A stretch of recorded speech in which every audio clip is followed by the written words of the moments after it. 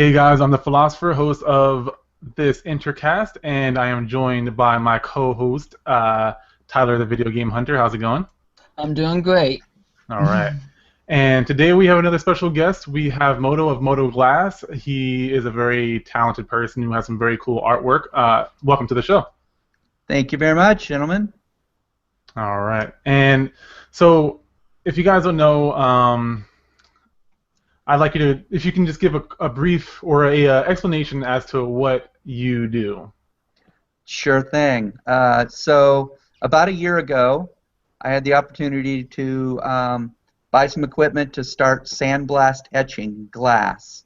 And I started out with the arcade and pinball community doing arcade marquees and pinball toppers. And at first I was just doing the glass, and then I did frames and LED strip lights. And then around Father's Day, somebody asked me to do a pint glass for Father's Day.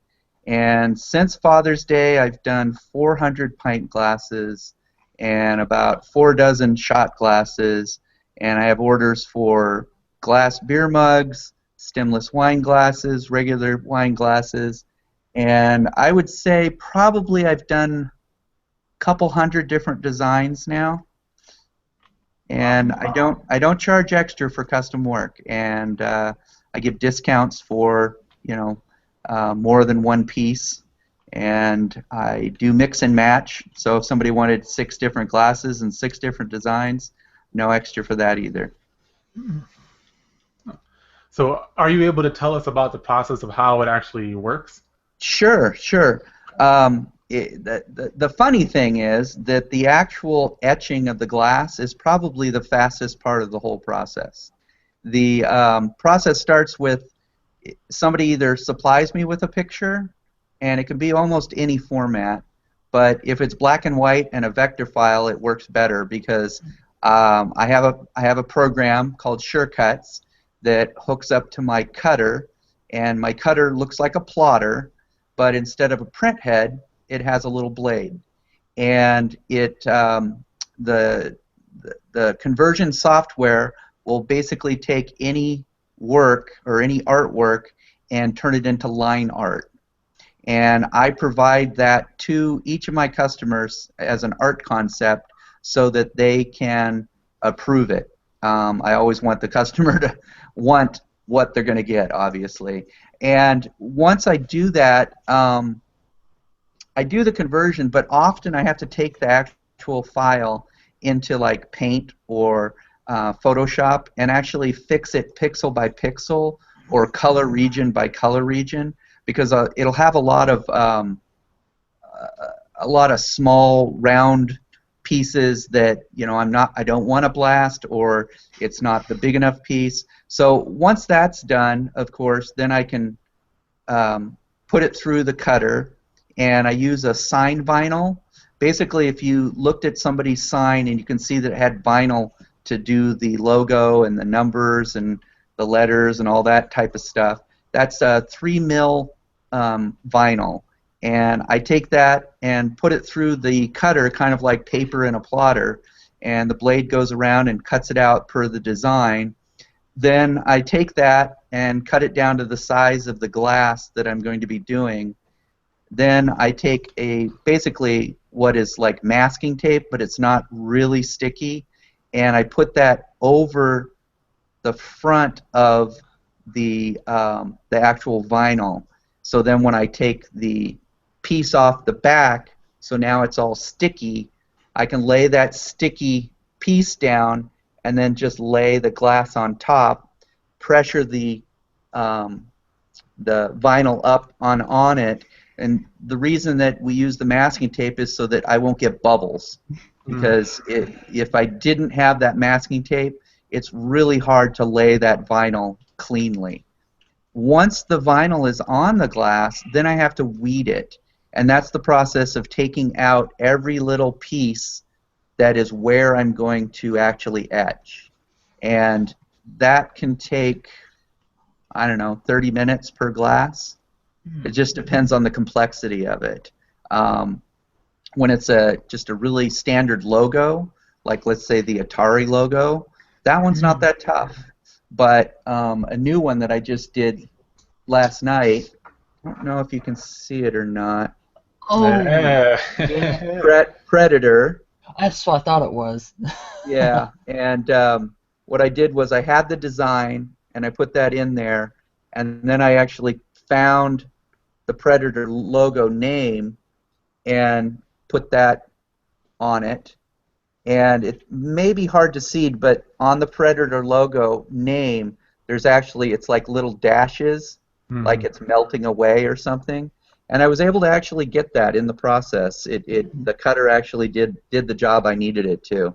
So basically every single space where it's etched, that is where I had to take out pieces of vinyl.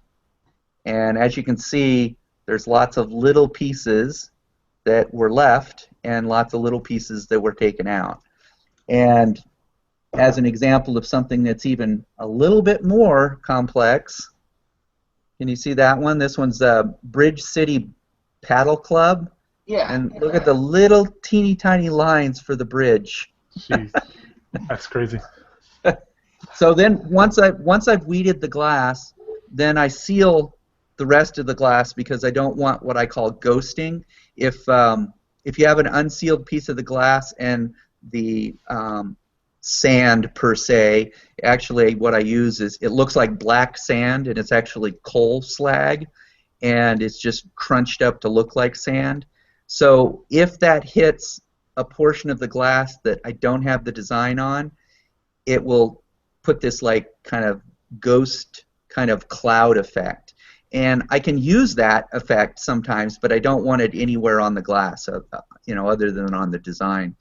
And then I take the glass, once it's all sealed and weeded, and I put it in my glass cabinet, and it's reminiscent of the Homer Simpson's job at the nuclear plant, where you have to put your hands into gloves, and and then you have a little clear plastic viewing area, and then the glass is inside there, and then I'm going to turn on my air compressor, and there's a gun inside there that I'm going to grip with the plastic glove with my hand in it, and the air is coming in there, and it has a little siphon tube that goes down into the sand, and it pulls the sand up, and the pressure throws that sand, and basically each piece of sand as it hits the glass chips away a little teeny tiny piece. And so that's what the actual etching is. It's the glass has been chipped at, and depending on how long you do it is how deep it'll go. Now, and that's one of the reasons that I like the sandblast process, because it actually bites into the glass. When you hold one of these glasses and you put your finger across it, you can actually feel that it's cut into the glass. Versus a laser etch or a chemical etch, those are very thin layer. And then, like I said, the actual blasting process is probably the quickest part. And then after that, I have to take it and take all the vinyl off, and all those little pieces stick on there really good. So I have to put it in like really hot water, and then clean the glass by hand after that. So kind of a long process, but having a lot of fun with it. Yeah, it looks really cool. I saw a few pictures on there that really caught my eye. The biggest one would have to be the Tron one. I love Tron. I'm guessing you're probably a bigger fan of Tron than I am, but that kind of leads into my question of, you said you started with the arcade and pinball community. Does that mean like you're also into like that sort of thing, like arcades, pinball? You're a fellow nerd as well. Yes, I am. I have one pinball game. It's the Flash Gordon from 1980, and it's the old classic Bally game. No multi-ball. Just I have it set to 3 balls instead of 5, and it still kicks my butt when I play it. I know how to play it. It's my machine, and it still kicks my butt sometimes. And then I also have several arcades, full-size classic arcades. I have a full-size Asteroids. Oh, I Asteroids! Yeah, I know, and I'm working on a glass for Asteroids now, a pint glass. Nice. I have a sit-down cocktail centipede, Nice. and I have um, a new one actually. It's called Gravitrex, and it's a vector game similar to Asteroids, but it's actually a game that was just developed, and it's a tough little game. Tough little game. But what's interesting about the arcade and pinball community and my Centipede cocktail specifically, the sit-down game, that was where I got the idea for all of this. You know, like 2 years ago, I was at a convention called ZapCon, which is an arcade and pinball show in Phoenix, and I had just moved. And when the movers moved my Centipede, I didn't blame them because it was packaged really good with blankets and shrink wrapped, and there was nothing on top of it, nothing around it. And the only thing I can think of is here in Arizona, in the housing developments, every once in a while there's a little culvert where the water's supposed to go because it's not really built to take water. And I think they went over it and sideways, and it just bounced and sheared the tempered glass. And so while I was at ZapCon, I went and talked to a guy that orders pinball glass, and I gave him the dimensions for the arcade glass that I needed. And I was walking around, and I was looking at some of his glass because he had some beveled glass on a pinball. And I was thinking, man, it'd be really cool on that bevel around the glass to put, some kind of filigree or little characters or something, something that wouldn't detract from the game but would enhance the machine. And then I just had the, I could have had a V8 moment where it's like, hey, I've got this cocktail, I'm getting new glass, and it would be really cool to etch the actual centipede on it and the centipede name and some mushrooms and all that kind of thing. And so I asked a couple arcade and pinball buddies if that would be something they might be interested in, and they were. And actually, a local arcade called Starfighters Arcade in Mesa, Arizona, they've been one of my biggest customers. They've ordered several flat pieces of glass and a whole bunch of logo glasses and pint glasses, and so it's just kind of taken off from there. Of course, the ironic thing is, it's taken off so much that I haven't really done that piece for myself. I haven't had time. That's kind of a good problem to have, hopefully.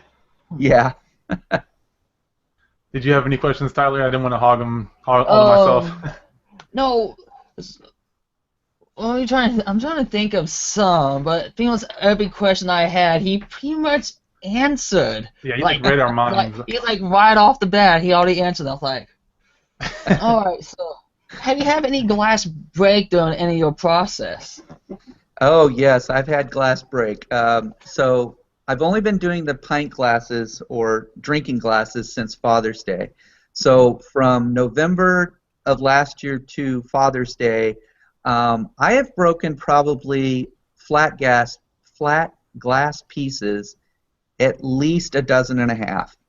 And things have happened as simple as I'm working on the frame, I put the glass in the frame to make sure it fits, then I set it aside, and I go to get the screwdriver where I'm going to screw the corners of the frame, and I lift it up and it tips into the glass, and the glass breaks. Mm-hmm. I've had a piece completely done, and then I go to take off the vinyl, and I don't keep it flat enough, and I pressure it a little bit too hard, going too fast or at the wrong angle, and it snaps it in half. Damn. And I had one piece where I was at a show, I had all these pieces in frames up on shelves, and I was taking them down because I figured, I'm going to take all my stuff down every night, because if somebody bumps into one of these displays, there goes half my stock.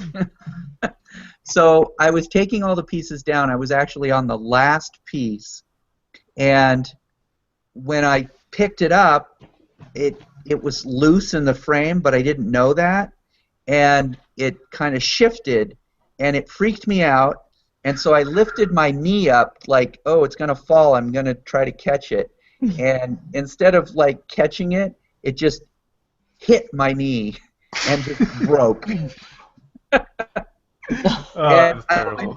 I found that I would get really upset, and I would have these big tirades of swearing, and my wife did not like that, and I upset my dogs. So I decided that if I break a piece of glass, so be it. And I've only broken. It's funny. I've only broken one pint glass in the process, and I did that the other night. It was one that was actually all done, and I had the other two that were going to go with the order, and I grabbed all three of them, and I had just taken the vinyl off the other two, and once you take the vinyl off before it's cleaned, you have all this dust, and it's really slippery. And the one that was finished, my dusty hand didn't grip it, and it fell, and it bounced a couple times, and then it broke. Oh, it's fine, it's fine, it's fine. Aww. Yeah. Do you have a favorite piece that you've done so far? Like one that you just absolutely love? I think that the centipede one that I did a centipede, an actual pint glass for centipede. And on one side it had the centipede logo, just said centipede, and the other one it had this, like a relief of like the head and the part and a couple of the arms. I'm actually looking at it. yeah, that's I think my favorite, because that was probably at the time that was the most complex one that I had done. And that was when I learned that I actually could shrink really large designs down to the small size. So it felt good that I knew that I could do that, and I also just love Centipede. It's just one of my favorite games. Yeah. So I'm guessing that you played like a lot of arcade games. But like what other games kind of helped inspire you to get into this sort of line of work? So some of the other games that I've done, and I will say this: all the Bally and Williams machine ones I have only made for my personal use. Because I did get a cease and desist. Oh wow. Oh, those are the worst. I read so many things about C&D. In reference to that, I did one for my Flash Gordon. One of the games that I played when it first came out that I really like is the original Black Knight, and then of course Centipede, and the one I'm gonna do, I haven't done the glass yet, but one of my favorite machines is Stand Up Spy Hunter. Ooh. Oh. At Starfighters, I actually have the high score on the machine. I'm just like this far away from hitting 1,000,000 points. And I don't know if you know on that game, but you only get an extra car at 30,000, 60,000, 90,000, and 120,000, and that's it. After that, you don't get any more free cars. And that game probably took about 2 hours to play. To hit 1,000,000? Yeah. On one quarter? Yeah, 1/4. That's intense right there. That's intense. I can barely pass like 5 or 10 minutes on an arcade machine. Yeah. That's pretty impressive, actually. So that is one of my favorite machines. That's the next one I want to get. You gotta let us know if you get that. You gotta put some pictures online. I'll be very, very jealous of you. So how did you? I mean, I understand the sandblasting process, but do you have like an art background? Because I'm looking at some of your work. I mean, it's very well done. It's not all very simple. It's actually, I don't know if you take the pictures from online or like what. Like, a lot of them I do take as well. The one thing I've found is the arcade and pinball collectors. They want the logos or the pictures or the names or whatever it is to be exactly the same. They're very specific that they want it that way. And right now, for anything for Bally and Williams, I can't do that. I would have to actually hand draw something completely new. In light of that, I'll go ahead and announce it here. I am planning to do a Kickstarter so that I can do licensing, not only for Bally and Williams, but for several other companies that eventually I probably will be contacted from. But to answer your question, I don't. I've always had an artistic bent, where over the last I don't know, many years, I have tried different things. I like creating things. I've made a few skateboards by hand. But I make things differently. So, like for instance, the skateboards that I've made, instead of being a whole bunch of thin layers sandwiched together, I actually cut pieces that are 1/4 and 1/2 inch wide, and then glue them together this way. So it kind of is like the process of doing a cutting board, but it's a really big 5-foot cutting board. And I also use exotic woods like cocobolo, bloodwood, ebony, mahogany, and so it's a real heavy board, just for slalom. Where do you live? I've also been interested in the steampunk genre and making things for that. So, but this is the one that's finally taken off. When I actually bought the equipment, my wife was like, "Oh, great. He's going to play with it for a couple weeks, and then it's just going to sit in the garage." But here we are, 1 year later. Yeah, that's really impressive. I mean, and it seems like you're doing well in the short span of 2 years now. No, I've only been creating this glass for 1 year. 1 year. Oh wow. Okay. Wow. All right. Yeah. And I see you've gone to a couple of conventions. I saw the Game On Expo. Have you been anywhere else so far? Recently went to Portland Retro Gaming Expo in Portland, Oregon. That one was a couple weeks ago, and it's just an awful thing to say, but I sold almost all my stock there. Oh, jeez. Oh wait, how's that awful? Isn't that a good thing? This is a little thing called sarcasm, Tyler. Oh. I took eight dozen pint glasses up there, and only 2 broke, which was great, and I sold 6 dozen glasses, and so I only brought 2 dozen back. So I basically have no stock right now. So I'm trying to rebuild now. Obviously, you said didn't want to do any work, but now you have work. Okay. Yes. And are you doing this full time right now, or is this kind of like a part-time thing where it's slowly taking off? Yeah, it's a hobby business right now. I still have the real job, and I would love to be able to do this full time, but I do. My real job is IT finance, so very dry compared to this, not very artistic per se. Yeah. So this is really my outlet for the artistic, and it has grown, though, not just that I'm doing more business, but that I can't keep up with the orders. When on those 96 glasses that I took up to Portland, 71 of them I had an artist friend actually weed the glasses because I didn't have time. And so this friend of mine, Ray, he's a phenomenal artist. Does these 12-inch handmade figures, like for Lord of the Rings and historical figures, and he has such a great eye for detail that he was the perfect person to help me with doing the weeding, because it's very meticulous work. But that's an example of how much it's grown, is that I did 25 of the glasses and he did 71. I etched all of them, but I just ran out of time. Right.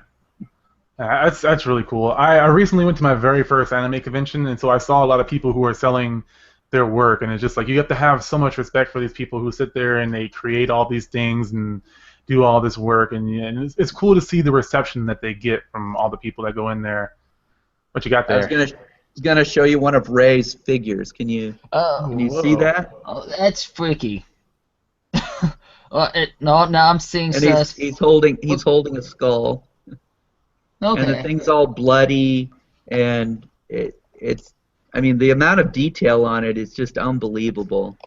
It looks something that belongs into a Rob Zombie film. Yeah. And the thing is, he's a young guy, and I've been collecting his stuff for 2 years now, and I look at the stuff that I got 2 years ago, and he's better. He just gets better every year. So that's what I hope for, to get better every year. All right. Yeah. On that note, the last question I guess I have time for, sadly, is do you? I mean, I know you're still growing and whatnot, but I love seeing people in the transitional phase. But do you have any advice for someone who kind of wants to do something that you're doing, even as a side project? Some sort of advice that you would give that person, or things that you've learned along the way. Well, the one interesting thing that I found about this whole sandblast etching process is I really didn't find a lot of information out there about how to do it. I didn't get called by the secret society of sandblasters and given the secret handshake and then the nod of, we're going to disseminate this knowledge to you. So my advice to anybody would be, if you have an interest in something and you can't really find out how to do it, just go, and by trial and error you will find out what works, what's not time consuming, what doesn't kill your product, what people will like. And I guess that's the best advice I can give somebody, is just go try. It's for me, it's a hobby business. So and realistically, if I was paying myself minimum wage, I wouldn't be making any money. But the thing is, I'm just having a lot of fun. All right, that was very good advice, sir. Yeah, that's the best you can definitely offer someone. That's very good. Thank you, sir. And I guess the last thing is, where can they find you? Where can they check out your work? Where can they buy your goods? So I'm pretty much right now just on Facebook, and I'm on Facebook under Moto, M-O-T-O, space Glass. And you can reach me there through the instant messaging or private messaging. I also have a small shop on Etsy. If people don't know what Etsy is, it's etsy.com. And basically everything on Etsy is handmade. It's stuff to make handmade things, and there's a few old, like, antique-y things. And under Etsy, I'm under Nexus Mill, so Nexusmill. And right now I just have the Phoenix Comic Con Blue Ribbon Army fan group glass up there. I need to do more postings. But most of my ordering I do through Facebook, and I'm actually starting to get reorders from people that have actually done orders. So that's kind of a good thing to see. Definitely. Well, I appreciate you coming onto the show. This half an hour has blown by. Hopefully maybe in the future we can talk to you again, and thank you again for joining the show. All right. Well, thank you very much for having me. No problem. And for all you listeners, we'll have all his links in the show notes down below. Again, I'm the Philosopher, and that was my co-host, Tyler, the Video Game Hunter. Definitely check out this video on YouTube. Hit the subscribe button if you want to see more of our interviews. Hit that like button if you like this interview and you want to talk to him. Definitely reach out to him, talk to him, look at his artwork. It's very, very cool. He has different kinds of things, like he has like an Autobots logo on top of a Chevy logo, which is really cool. Just all kinds of cool stuff. But as always, I'm the Philosopher. Check us out on the ConsoleXplosion.com, and I will see you in the next one. All right, everybody, bye. Bye. Thank you for watching the Console Explosion, and please remember to subscribe, follow us on Twitter, check out us on Facebook, check us out on Twitch for your live gaming needs, and again, follow us on YouTube. Check out our website at www.theconsoleexplosion.com and join the forums.